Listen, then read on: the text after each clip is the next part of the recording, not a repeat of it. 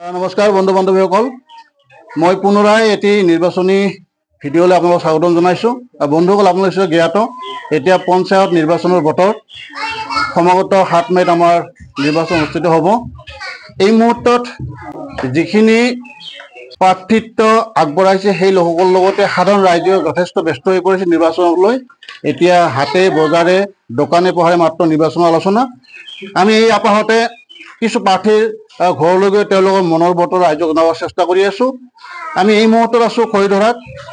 এইটো হৈছে 51 নং মলানদুবি গাঁও পঞ্চায়তৰ অন্তৰ্গত 7 নং খৰিধৰা ৱাৰ্ড। সেই ৱাৰ্ডত প্ৰতিদ্বন্দ্বিতা আগবঢ়াইছে 3গৰাকী প্ৰাৰ্থীয়ে। তাৰ ভিতৰত এগৰাকী প্ৰাৰ্থী এই মুহূৰ্তত মোৰ লগত আছে। আপোনাক মই স্বাগতম জনাইছোঁ। নমস্কাৰ। প্ৰথমতে মই আপোনাৰ মুখেৰে আপোনাৰ পৰিচয় জানিম।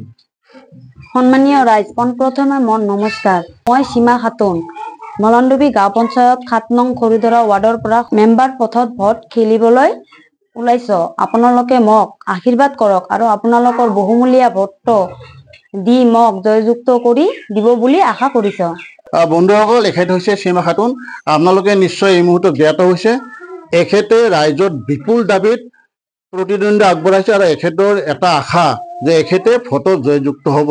তথাপি আপোনাক সুধিছোঁ, আপুনি ভাবিছে যে সমূহ ৰাইজ মোৰ লগত আছে, কি যুক্তিত সমূহ ৰাইজ আপোনাক ভোট দিবলৈ আপুনি আশা কৰি আছে, কওকচোন। ৰাইজে মোক ভাল পায় আৰু উঠাই দিছে, ৰাইজে সকলো ৰাইজে মোৰ লগতে আছে। আমি জনামতে 3গৰাকী প্ৰতিদ্বন্দ্বী আছে, তাৰ ভিতৰত আপুনি এগৰাকী নহয়। যিহেতু এইবেলি আমাৰ মেম্বাৰ পদত কোনো দল নাই, নিৰ্দলীয়, আপুনি নিৰ্দলীয় হিচাপে আছে। কথা হৈছে কি, আপোনাৰ যি 3গৰাকী প্ৰাৰ্থী প্ৰতিদ্বন্দ্বী কেনেকুৱা হ'ব? 3গৰাকী সমান হ'বনে, কেনেকুৱা হ'ব প্ৰতিদ্বন্দ্বিতা? সকলোৱে ভোট পাম বুলি আশা কৰিছো, কিন্তু ময়ে বিপুল ভোটত লাভ কৰিম। বহুত ভাল কথা। আমাৰ সীমা খাতুন, আমি যিহেতু এওঁৰ ওচৰত এই মুহূৰ্তত আছো, সীমা খাতুনে কৈছে যে তেখেতক ৰাইজে যিহেতু প্ৰতিদ্বন্দ্বিতা আগবঢ়াবৰ কাৰণে তুলি দিছে নিৰ্বাচনত আৰু তেখেতৰ মনত কোনো দ্বিধাবোধ নাই। তেখেতে এটা আশা কৰিছে, ৰাইজে হয়তো মোক ছাপোৰ্ট কৰিছে, ৰাইজে মোক সহযোগ কৰিছে আৰু মই ভোটত জিকিম। আৰু জিকিলে তেওঁ কৈছে ৰাইজৰ মই যিবিলাক আশা পূৰ্ণ কৰাৰ চেষ্টা কৰিম। এই বিষয়ে আমি ইয়াত তেখেতে প্ৰশ্ন কৰিম, থাকিব আমাৰ লগত। আপোনাক মই আৰু এটা কথা সুধিম, খৰিধৰা অঞ্চলতো বিভিন্ন সমস্যা আছে, তথাপি আপোনাৰ চকুত কি এনেকুৱা সমস্যা আছে যে আপুনি মেম্বাৰ হোৱাৰ পিছত সেইখিনি সমাধান কৰাৰ চেষ্টা কৰিব? ৰাস্তা ঘাটৰ সমস্যা আছে আৰু অৰুণোদয় সমস্যা আছে। বহুত মানুহ আছে অৰুণোদয় পোৱা নাই, গৰীব দুখী মানুহসকল।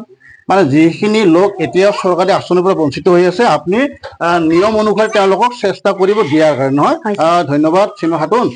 আমি সীমা খাতুন আৰু কথা পাতিম, কিন্তু আমাৰ লগত এই মুহূৰ্তত সীমা খাতুনৰ স্বামী উপস্থিত আছে। আমি তেখেতৰ কথা পাতিম। ডাঙৰীয়া, প্ৰথমতে আপোনাক মই স্বাগতম জনাইছো। নমস্কাৰ। আপোনাৰ ভাল নামটো? মোৰ নাম ইমদাদুল ইছলাম। ইমদাদুল ইছলাম, আপুনি সীমা খাতুনৰ স্বামী। কথা হৈছে আপোনাৰ পত্নীৰ লগত এই মুহূৰ্তত আমি কথা পাতিলো। তেখেতে কৈছে যে মই জয়ী হ'ম। তেখেতৰ এটা বিশ্বাস আছে, আত্মবিশ্বাস আছে। আপুনি তেওঁৰ স্বামী, কওকচোন কি ক'ব? প্ৰথমত মই নমস্কাৰ গ্ৰহণ কৰিব। আসসালামু আলাইকুম। 51 নং মলানদুবিৰ 7 নং খৰিধৰা ৱাৰ্ডৰ পৰা মোৰ ৱাইফ সীমা খাতুনে প্ৰতিদ্বন্দ্বিতা আগবঢ়াইছে। বহু ৰাইজ আমাৰ লগত আছে, ৰাইজ সহায় সহযোগিতা কৰি আছে আমাৰ লগত।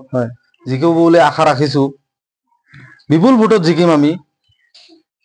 ঠিকে আছে, যিহেতু আপোনাৰ পত্নী, আপোনাৰ ৱাইফে প্ৰতিদ্বন্দ্বিতা আগবঢ়াইছে আৰু আপোনালোকৰ বিশ্বাস আপোনালোক জিকিব। আপুনি যিহেতু তেখেতৰ সহযোগী, সদায় তেওঁলোক থাকিবই লাগিব ৰাইজৰ যেতিয়া সেৱা আগবঢ়াব। আপুনি আপোনাৰ পত্নীক যেতিয়া জয়ী হ'ব, তেওঁক কি আপুনি ক'ত দেখুৱাই দিব যে ৰাইজৰ এইবিলাক সমস্যা সমাধান কৰিলে ভাল হ'ব? কোনবিলাক সমস্যা ক'ব আপুনি?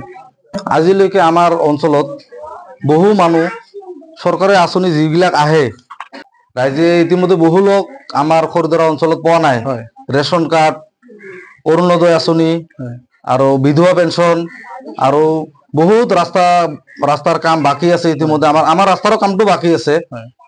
এনেকুৱা চৰকাৰী ঘৰ আহে, লেট্ৰিন আহে, এইবিলাক চব কাম মিলি আমি ৰাইজে মিলি একেলগে কৰিম। ঠিকে আছে ডাঙৰীয়া, আপোনাৰ কথাখিনি আমি ভাল পাইছোঁ। কথা হৈছে আপোনালোকে নিৰ্বাচনত প্ৰতিদ্বন্দ্বিতা আগবঢ়াইছে এগৰাকী প্ৰতিনিধি হোৱাৰ কাৰণে, আৰু যেতিয়া জয়যুক্ত হ'ব তেতিয়া আপোনালোকৰ যিখিনি ৱাৰ্ডৰ সমস্যা আছে সেইখিনি সমাধান কৰাৰ কাৰণে চেষ্টা কৰিব। কথা হৈছে, এওঁক এটা প্ৰশ্ন কৰিছিলোঁ যে ৰাইজে আপোনালোকক বিপুল ভোট দিব, কি যুক্তিত আপোনালোক বিপুল ভোট দিব আপোনালোকে ভাবি আছে? ৰাইজৰ মানুহে আমাক উঠাই দিছে, ৰাইজে নিশ্চয় আমাক ভাল পায়। আজিলৈকে কাৰো কোনো ক্ষতি কৰা নাই, কাকো কোনো বেয়া ব্যৱহাৰ কৰা নাই, ৰাস্তা ঘাটে হাই কাজিয়া কৰা নাই, ৰাইজে চব জানে। এইখিনিয়ে মোৰ এটা আশা, ৰাইজৰ মানুহ ভাল পায়, ৰাইজৰ মানুহ আমাক জিকাব বুলি এটা আশা কৰিছো।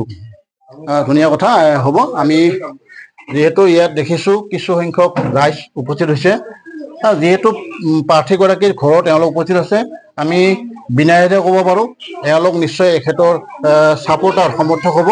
আমি তেওঁলোকৰ লগত কথা পাতিম। আমি সীমা খাতুন আৰু তেখেতৰ স্বামী দুয়োগৰাকীৰ মনোভাৱ জানিলো। যিহেতু ৰাইজ ইয়াত উপস্থিত আছে, বিভিন্ন পৰিয়ালৰ সদস্য এওঁলোক, আমি আশা কৰিছো আপোনালোকে যিহেতু ইয়াত উপস্থিত আছে, আপোনালোকে নিশ্চয় সীমা খাতুনক সমৰ্থ হয় না? আমি আপোনাৰ পৰা জানিম সীমা খাতুনক আপোনালোকে কিয় বাছনি কৰিলে এগৰাকী প্ৰাৰ্থী হিচাপে? তাক ভাল লাগে, আমিয়ে তুলি দিছো গাঁৱৰ মানুহ, কৈছো বোলে তুইয়ে ভোটৰ দ্বাৰা তকে জিতাই দিম। কিন্তু কথা হৈছে কি, যিহেতু খৰিধৰা ৱাৰ্ডত 3গৰাকী প্ৰাৰ্থী আছে, ভোট কিমান আছে ইয়াতে? আপোনালোক ভোট কিমান? যিহেতু ইয়াতে প্ৰায় 1250 ভোট আছে, 1200 পল হয়তো হ'ব। ইয়াৰ ভিতৰত 3গৰাকী প্ৰাৰ্থী আছে, সকলো ভোট সীমা খাতুনে পাব বুলি আপোনালোকে কেনেকে ভাবিছে? আমার একটা বিশ্বাস আছে তাকে জিতেই দিব লাগে। আমার গাঁৱৰ মানুহ সবে ছোট মানুহ আছে, কৈছে সীমাকে দিম। ধন্যবাদ, আপুনি ধুনীয়া কথা ক'ব জানে। আপোনাক আৰু এটা শেষত প্ৰশ্ন কৰিম, সীমা খাতুন যেনিবা বিজয়ী হ'ল, বিজয়ী ধৰিছো তেওঁ জিকিছে, তেতিয়া তেওঁৰ পৰা আপোনাক কি আশা কৰিব?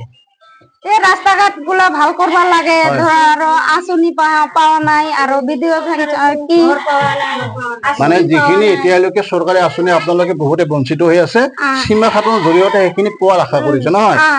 তেতিয়াহ'লে গাঁৱৰ ভাল ছোৱালী, আমাৰ ৰাইজে সবে জানে আমি সীমা খাতুনক সাপোৰ্ট কৰি উঠাই দিছো।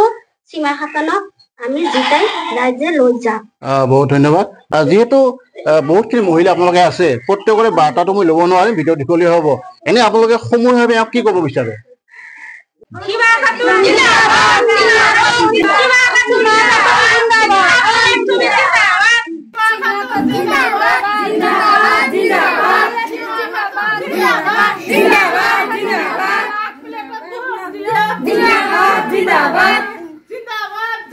বন্ধুসকল, আমি সীমা খাতুন আৰু তেখেতৰ স্বামী লগতে যিখিনি সমৰ্থক আছে আমি কথা পাতিলো। আমাৰ এটাই উদ্দেশ্য, যিগৰাকী প্ৰাৰ্থীয়ে নিৰ্বাচনত প্ৰতিদ্বন্দ্বিতা আগবঢ়াইছে, পঞ্চায়ত নিৰ্বাচনত, আমি তেওঁলোকৰ যিখিনি আমাক বিচাৰে যে আপোনালোকে আমাৰ অলপমান প্ৰচাৰ কৰি দিয়ক, আমি তেওঁলোকৰ ঘৰত যাওঁ আৰু আমি প্ৰচাৰ কৰোঁ। আমি সীমা খাতুনৰ ঘৰতো আহিছিলোঁ, তেওঁৰ আমি কথা পাতিলোঁ, তেওঁ ৰাইজক আপিল কৰিছে যে আপোনালোকে ভোট দিব। আমাৰ এটাই উদ্দেশ্য, আমি যিখিনি প্ৰাৰ্থী আছে তেওঁলোকৰ মনোভাৱ আপোনালোকক জনাওঁ। আশা ৰাখিছোঁ অন্যান্য ভিডিঅ'ৰ দৰে আপোনালোকে এই ভিডিঅ'টো গ্ৰহণ কৰিব, কিবা ক'ব লগা কমেণ্ট কৰিব আৰু লাইক শ্বেয়াৰ কৰিব। ধন্যবাদ।